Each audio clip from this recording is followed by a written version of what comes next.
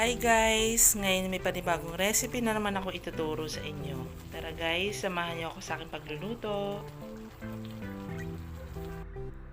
Ngayong mainit na yung kawali, maglalagay ako ng konting mantika.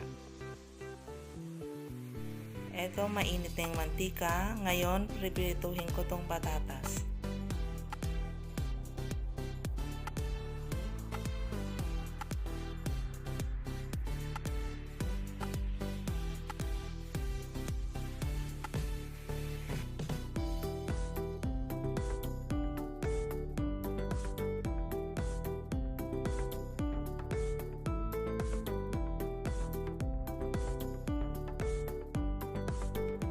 Ngayon, isasama ko na riprituhin tong carrot.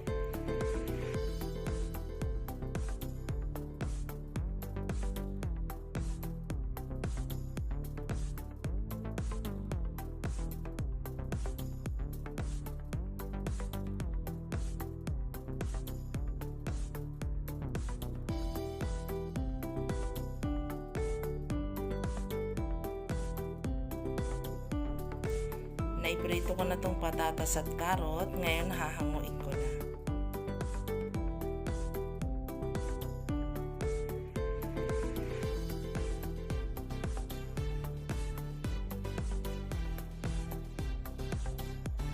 Ito, ilalagay ko muna to sa isang tabi.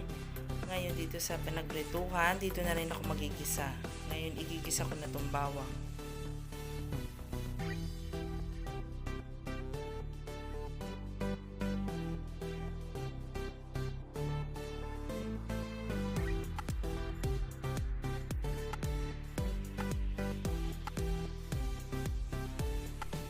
Isusunod ko na ngayon igisa tong sibuyas.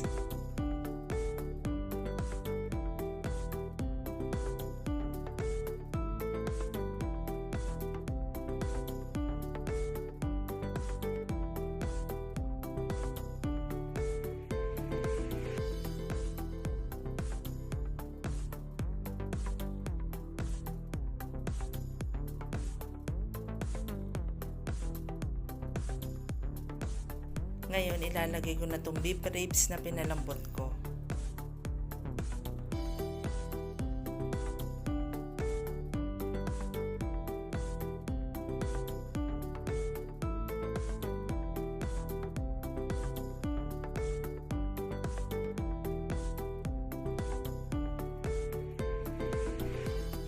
Ngayon, maglalagay ako ng liver spread.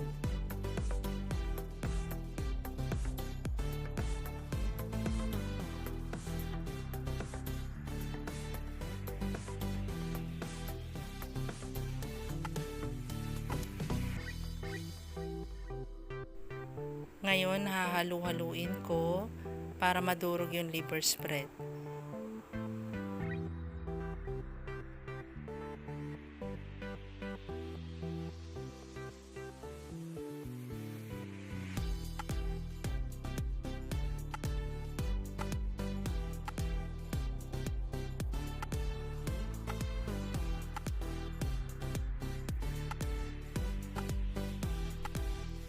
Ngayon, saka ako maglalagay ng caldereta sauce.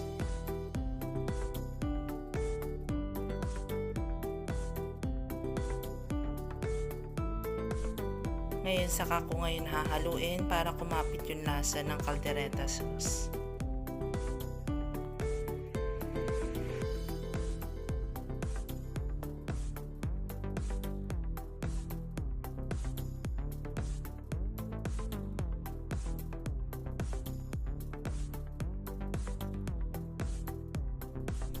Saka ako ngayon maglalagay ng 1 tasang tubig para sa sabaw. Lalagyan ko rin ng beef cube.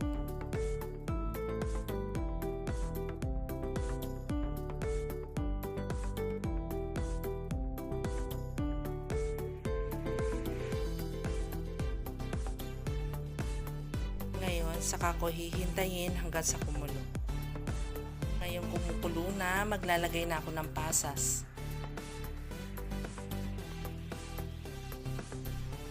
Lalagyan ko rin ng green peas.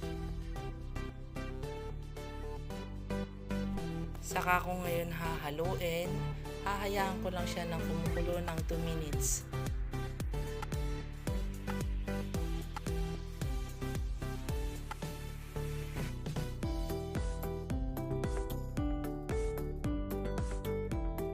After 2 minutes, maglalagay na ako ng pineapple tidbits na tinanggalan ko na ng syrup. Ngayon, hahaluin ko siya.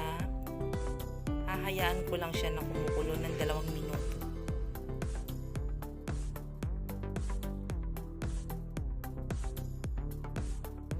Ngayon, ilalagay ko na itong piniritong patatas at piniritong karot.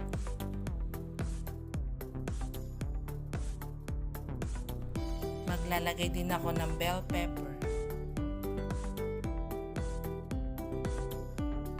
Ngayon, hahaluin ko ulit. Lulutuin ko lang ito ng 2 minuto hanggang sa maluto yung bell pepper.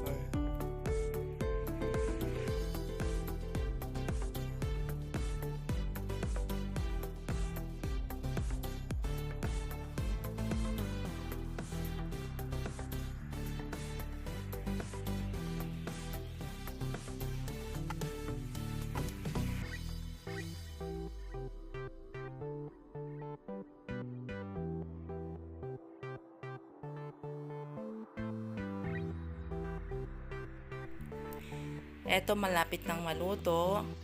Ngayon hahalu-haluin ko. Hihintayin ko lang hanggang sa lumapot yung sauce niya.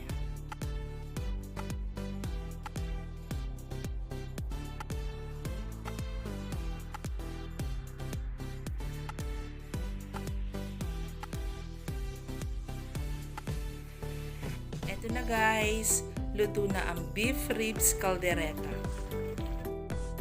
Bye guys! Thank you for watching!